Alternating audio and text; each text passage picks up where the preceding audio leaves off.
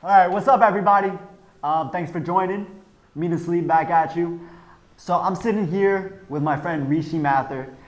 He's a screenwriter, songwriter. He doesn't write songs, actually. He's just a screenwriter. He's a director. He won a couple of awards for stuff that he's not going to tell you about. And he's an entrepreneur in his own right. But we're going to talk about his podcast and what makes him click. So check him out. I don't know where he is. I think he's coming. What's up, man? Oh, thanks for joining. Yeah, dude. I appreciate it. Here for an hour. You haven't even noticed me once. But you're here. You're my guest. Yeah, that's what we thought. I appreciate it. We haven't even mic'd up yet. Are no, you I'm mic'd not up? mic'd up at all. This is just very unprofessional.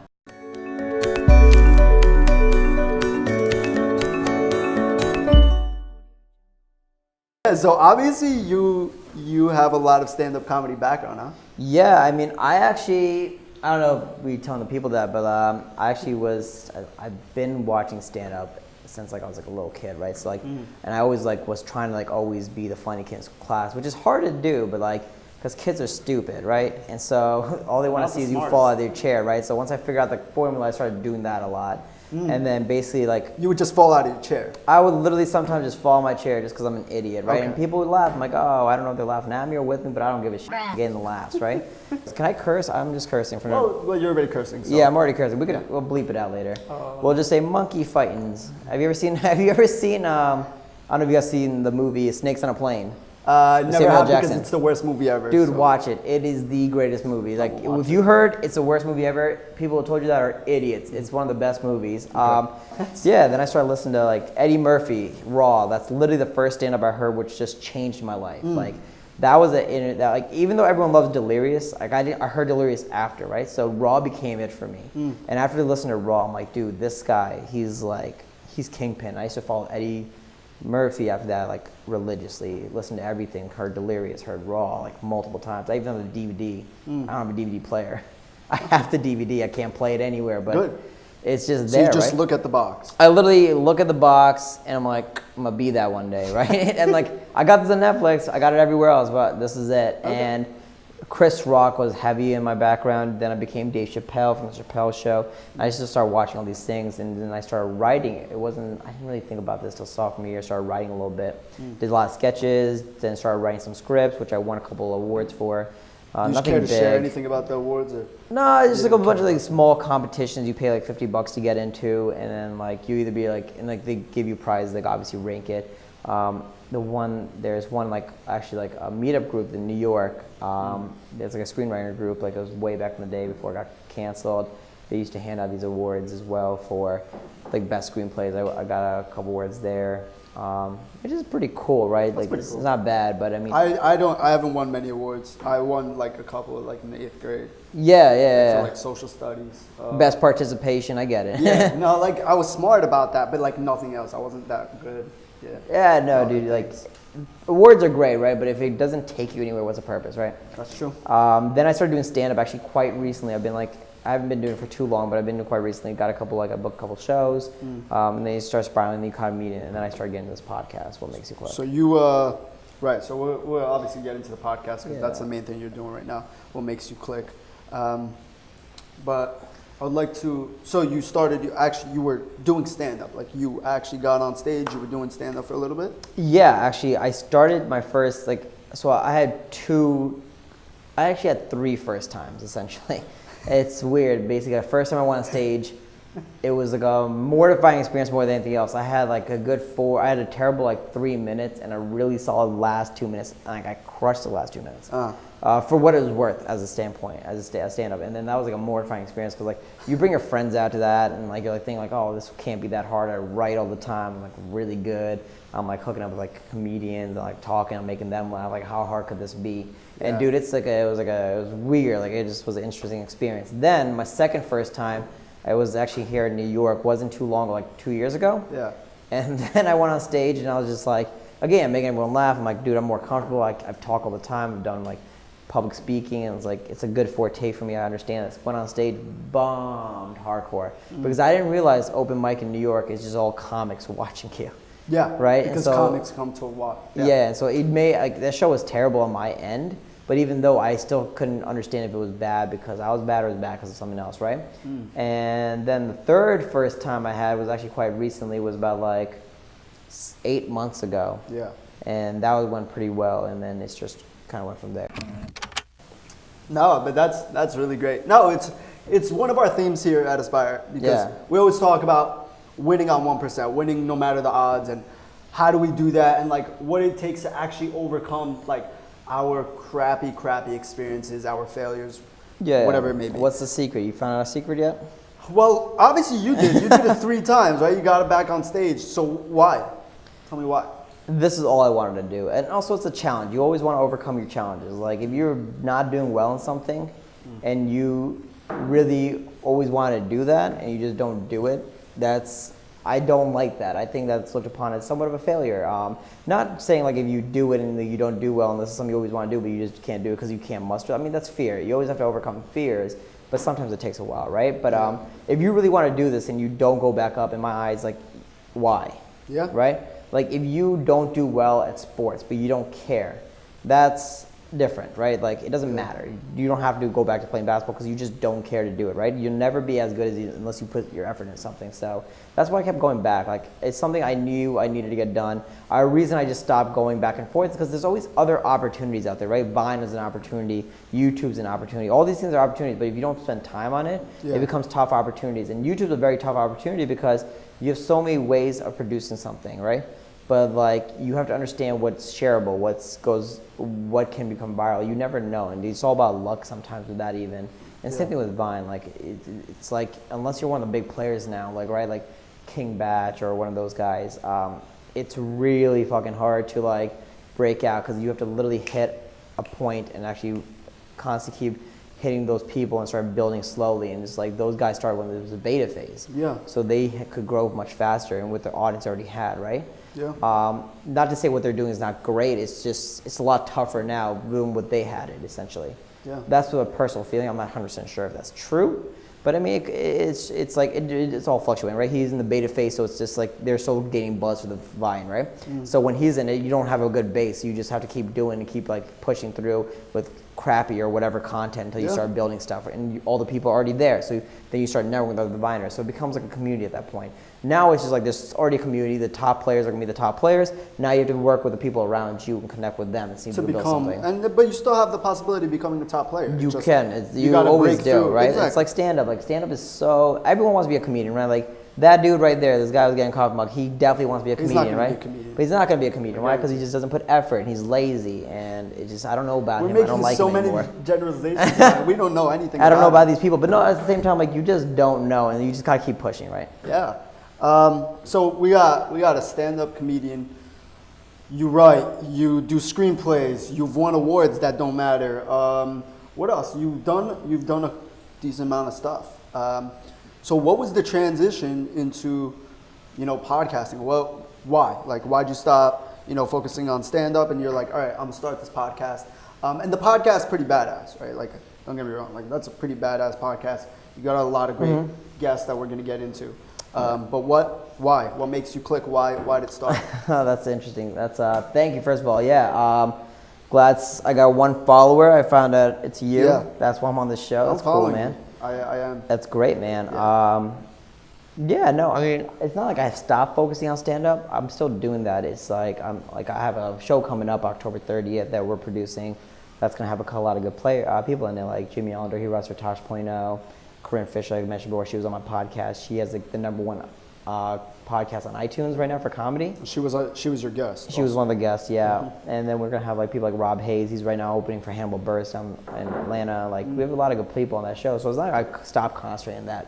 It's more in the sense that like I want to know what could excel me into these phases, right? And so essentially the idea, what makes you click, came on a bus. Like I was sleeping, and basically I slept and I'm like, yo, I want to just keep opening doors for myself. I want to keep doing things. So I thought of an idea. It would be so cool to interview my brother for this little thing we could have at this place called Juice Tank in New Jersey. It's like the same thing as WeWork, but it's like a shittier WeWork. Think of like a really crappy WeWork. Okay. That's what Juice Tank was.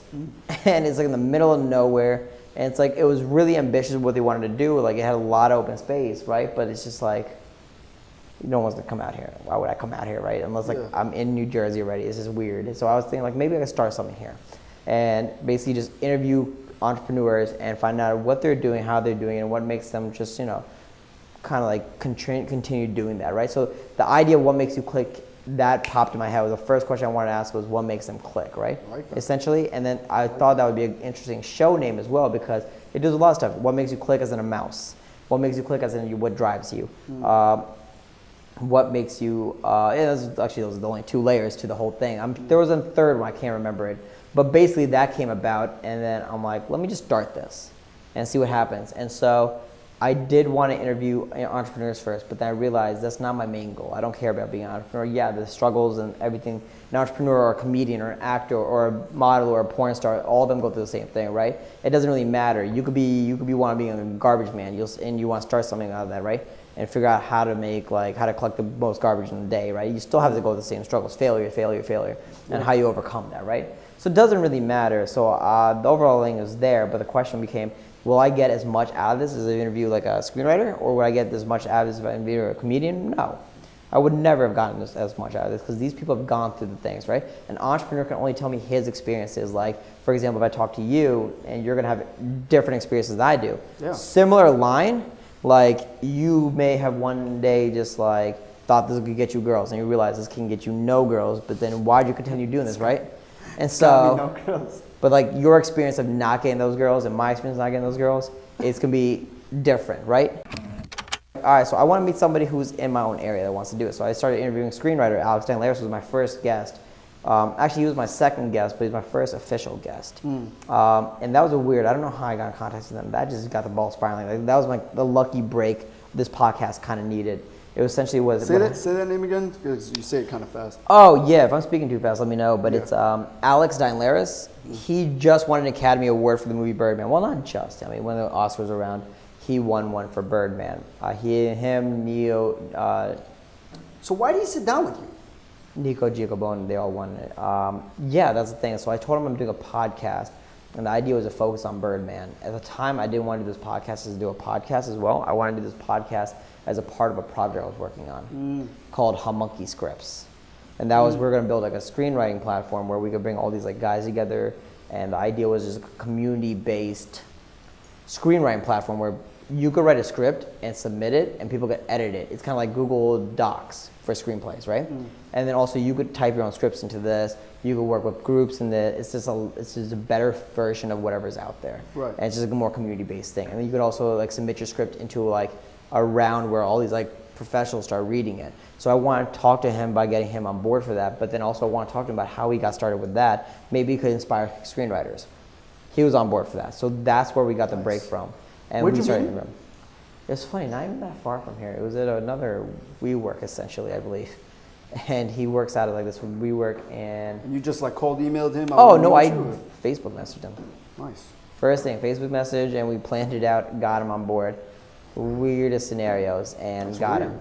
Okay. Then after that, I realized maybe I could turn this into something, and that's where I started rolling. Nice. What makes click? And how long ago was that? October, November 12, 2014. Nice. So, So you about a had that year ago. experience, and you're like, all right, I just sat down with an Academy Award winner. Well, not at the time. Oh, he wasn't Academy. Okay, but he was still, Yeah, he still wrote a movie for Hollywood. Okay, cool. So he still wrote a movie for Hollywood. You sat down with him, and you're like, all right, I can do this. Let's see what else who else I can get. Let's see what else I can learn. Yeah, for sure. Kinda like that? Basically, the idea was I grabbed and I asked him as many questions as I possibly could about this movie, right? And I never really essentially asked him about what he himself and how he came about, really, his background, because the movie was the main point. But I wanted to understand everything I possibly could as to the methodology of breaking down this movie, right? Yeah. Why were certain scenes the way they're portrayed? Why was a character as f***ed up as he was? Why was, it doesn't really matter what the end concept was, the structure of the movie I was more concerned with. And then obviously that structure builds to an ending. And why the conclusion was the way it was, which was an interesting answer. I like your technique, because I literally just read something that my friend Andrew put up, and it's coming out of a media company called the Fat Startup. Have you ever heard of them? No. Okay, so it's like they're into entrepreneurship, startups, and all that stuff. Great media company, and they just wrote a story how to want to learn from the best. Try interviewing them. So they started this podcast. They started interviewing really big CEOs and stuff like that.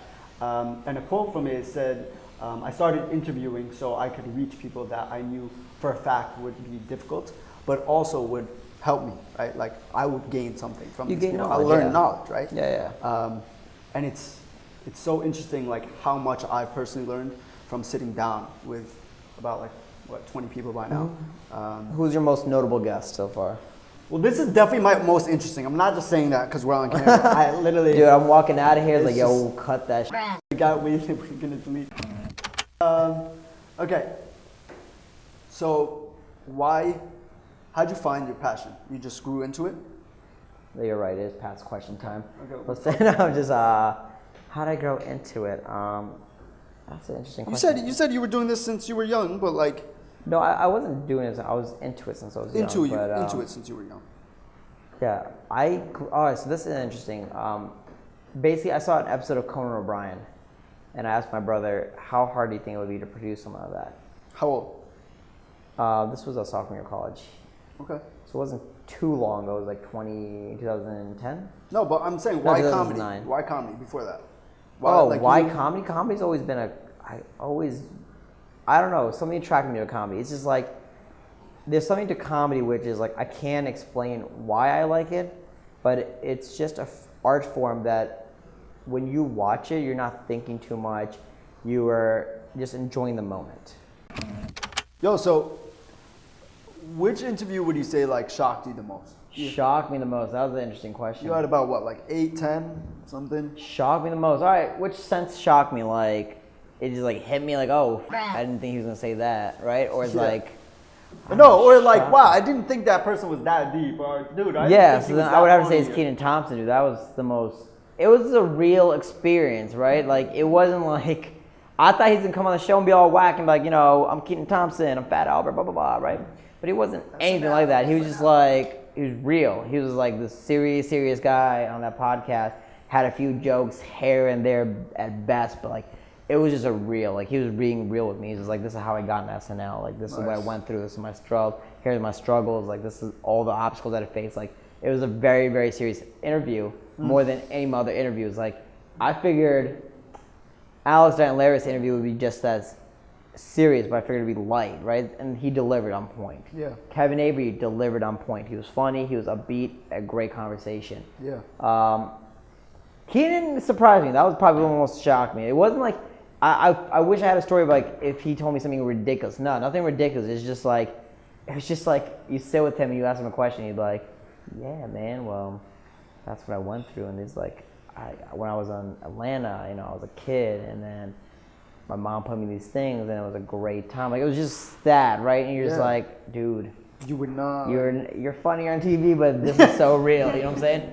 You're hilarious on TV, but you're so real right now. And I thought that was one of my favorite interviews, just because you didn't expect that coming. Like it was kind of like a joke on me because I didn't see that coming. That's weird. But because if I was to interview Kenan Thompson, I would think like I would get into like the 90s and like, you know, orange soda and crap. And like, you start saying funny things and. Which was true because we did talk about that a little bit, like his all that experience, his on Mighty Ducks. Mighty Ducks was great. Did he know I was watching all that and Kenan and Kel while he was on it, or he didn't talk about me at all? Dude, he mentioned you a little bit. Really? He mentioned you a little bit, but I don't want to mention it on TV right now. We'll talk about that shit later. Okay. Yeah. Were you ever studying anything weird in college, like medicine or something like? I don't know how that's weird. In what shape or form would that be weird? Nah, because like. Are you talking about Eastern? Yeah, Eastern medicine, where where it's like some guy has cancer, he's rubbing turmeric on them, and just like. No, I meant because like we come from like immigrant backgrounds, and my parents wanted me to be a dentist. Mm-hmm. So what'd your parents want you to be? My dad wanted me to be a couple different things. I think he wanted me to be like a lawyer because his grandpa and my uncle on his side, they were lawyers. Yeah. An engineer because he's an engineer, and he wanted me to be It's just like anything that dealt with like computers, they really wanted to push me into like learning Java or C++ or like whatever, like all like the generic Indian. Oh, that's a lot of innovative things, right? stuff. Like from it's me. like, and so this idealistic guy in my dad's head was just like, the Superman of the Indian world. Like he just knew everything, right? Yeah. He's just like a Wikipedia. He wanted me to be Wikipedia, right? And then I'm like, that's weird. My mom always wanted me to be a doctor. Yeah. And she always wanted me to be a doctor, but it's weird because like I see videos online where like somebody has worms in their stomach and I just get so disgusted by that. I'm like, yeah, I'm out. I can't do biology. Yeah. But no, I asked that because like it's awesome now that like this is gonna be your life, right? Like this is, you want this to be your passion. Right? yeah, this is exactly what I want to do. The question is, will it be my life? Who knows? It's like 3 years down the road, this may completely all alter, right? This may be of the past. This like, and I could be, you know, like a baby daddy somewhere and just like broke as shit, right? And just like living the dream as like a janitor, right? This is all fade away quickly, but it doesn't know, like you don't know what the future holds, right? Yeah. But essentially this is the ideal world I'm living in. This would be it. No, and listen, you got something about you, okay? You're freaking interesting. Thanks, man. You are, so I'm confident in you. I don't know if that means anything, but I'm confident in you. But yeah, I don't. Do you have any questions for me, or that's it? Are we good? I mean, you want me asking you questions? I think I was asking you definitely before, not. but Because, I'll ask like, you some questions. it's gonna take you guys a want me while. to see him asking questions? Yeah, sure. All right. Mina, how do you want me to introduce you in this section? So this is Mina, people. We're actually in WeWork. I think we mentioned that earlier. I want to mention that again. We're in WeWork. And what area is FIDI? This would be FIDI, right? Yes, in the this financial is Fulton, district. Fulton. All right. We work in Fulton. We have me behind us, and we have. No, we can't like pronounce all this stuff because like. All right, we're probably just gonna cut it. Yeah. We're just gonna cut this. All right, cool. All right. So we'll wrap up. Yeah, that's it. Yeah. That's the last question. Yeah, that was of the day. I don't got it. All right, cool then. Yo, that was awesome. Cool, man. Great. Thanks so much for having me. Thanks for sitting down with us. And you want them to go to anything? Like, should they be at your show or like? Oh, dude.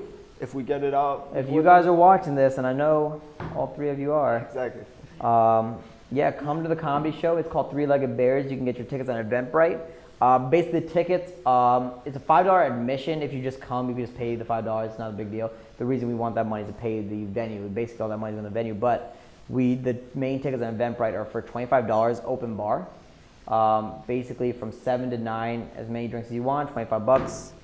You'll be good. Great lineup. We have Rob Hayes. He's opening for Hannibal Buress right now in Atlanta. Or was. I'm not sure if he's still doing that right now. But he was on Last Comic Standing. Did really well there. We have Corinne Fisher, #1 iTunes podcast on iTunes. We have Jimmy Allender. He's a contributing writer for Tosh.0 and host of New Jersey Comedy Festival. We have me, obviously. No explanation needed. Yeah. Who else we have? Oh, and Sean Jackson. He was at Gotham Live. I might come funny. watch you if you guys want to come and like see me watch Rishi. Yeah, dude. If you want to watch him, watch me. That's another sick. spectacle to have. That'd be great. And Yeah. then we'll tune into What Makes You Click. We're having our next. We've had a bunch of guests, but our next one that we're actually throwing out there, I think is Matt Ruby. No. Who was it? Is Kenan? Yeah, I think it's Matt Ruby. He does Vuza. Vuza's like this huge thing. He's also a stand-up comedian. Performs all around the world. Yeah. He's like in London right now performing. A really funny dude. All right, October 30th. Check out What Makes You Click podcast. Let's get that viewership up and let's keep grinding, man. Dude, yeah. Also, thanks for having me. Thanks for sitting down. Cool, man. Appreciate it.